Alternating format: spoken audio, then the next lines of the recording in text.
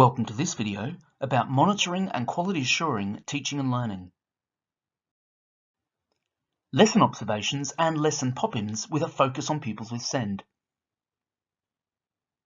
When carrying out learning walks, lesson pop-ins and lesson observations, for example as part of the school's routine quality assurance and monitoring of teaching and learning, it's important to include coverage of pupils with identified SEND in each lesson. It is also beneficial, at times, for SENCOs and other senior leaders to carry out observations with a specific focus on the quality of teaching and learning for pupils with SEND. Observers usually require a copy of an annotated seating plan, identifying the pupils with SEND in the classroom. It can be helpful for these annotations to include categories and types of SEND also. The following questions are a general reference to guide this work. Elements of these questions may also inform the content of lesson observation forms used in the school. Lesson observations and pop-ins considering the classroom environment. Is the classroom environment generally well organised and not providing a high level of stimuli, that is, it's not too busy? Is there at least one space within the room that is low arousal? Is the learning objective or intention clearly displayed?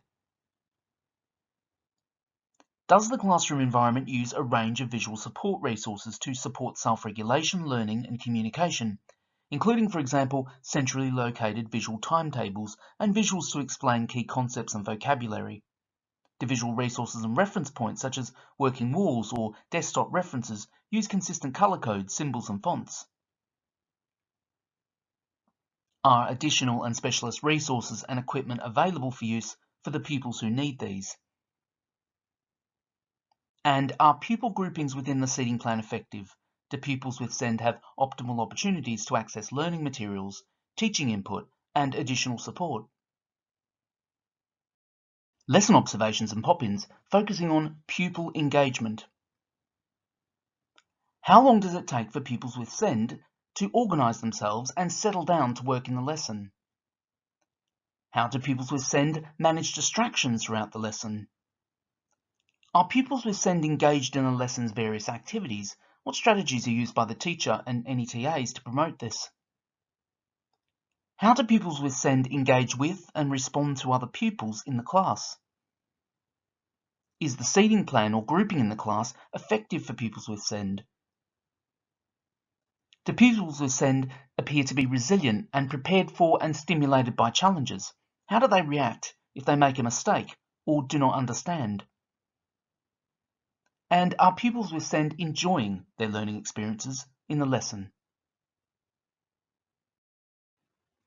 Lesson observations and pop-ins focusing on pupil learning and progress. Are pupils with SEND able to follow the teacher's instructions? Do they receive additional adult support with this when required? Are steps taken to ensure that pupils with SEND understand the lesson objective or learning intentions at appropriate points during the lesson? Are pupils with SEND contributing actively to class and group discussions? What does the teacher do to promote their inclusion in these activities? Is work set for pupils with SEND achievable but challenging? Are pupils with SEND able to undertake parts of their work independently? Is additional input enabling them to do this? What types of feedback are given to pupils with SEND to move their learning forward? And how is this feedback, including verbal and written, provided to them?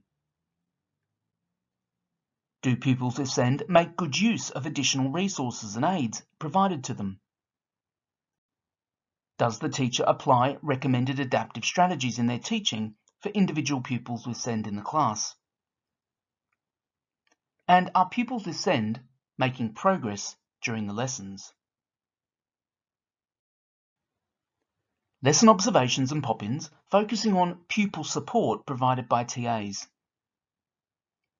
Do the teacher and TA display effective teamwork and real-time information sharing during lessons? Does the TA appear to scan and sharply monitor the room or group first to assess whether or not support is required? Does the TA shift their attention following support so that they do not stay with the pupil for longer than necessary and may provide frequent intermittent support and/or short, more intensive block support?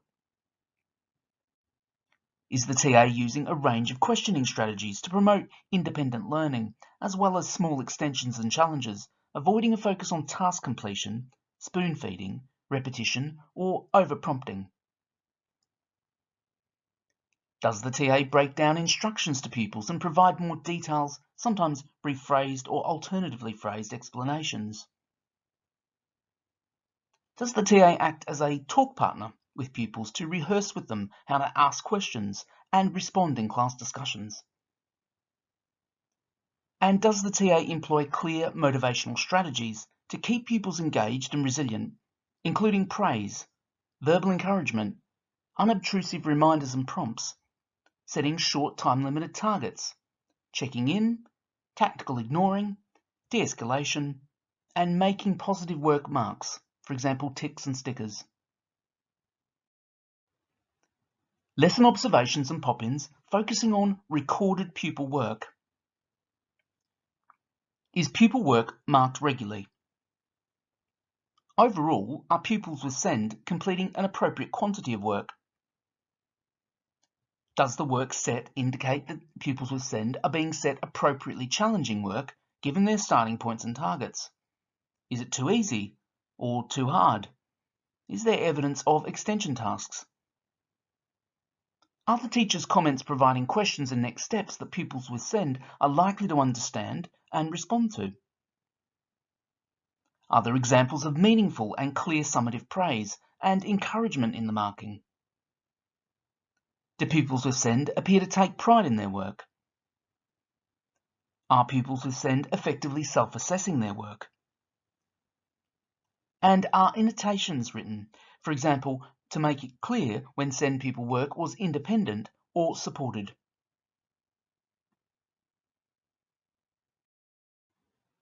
This is the end of this video. You can view more videos on this channel in the Bite Size series, including other Bite Size Senko videos.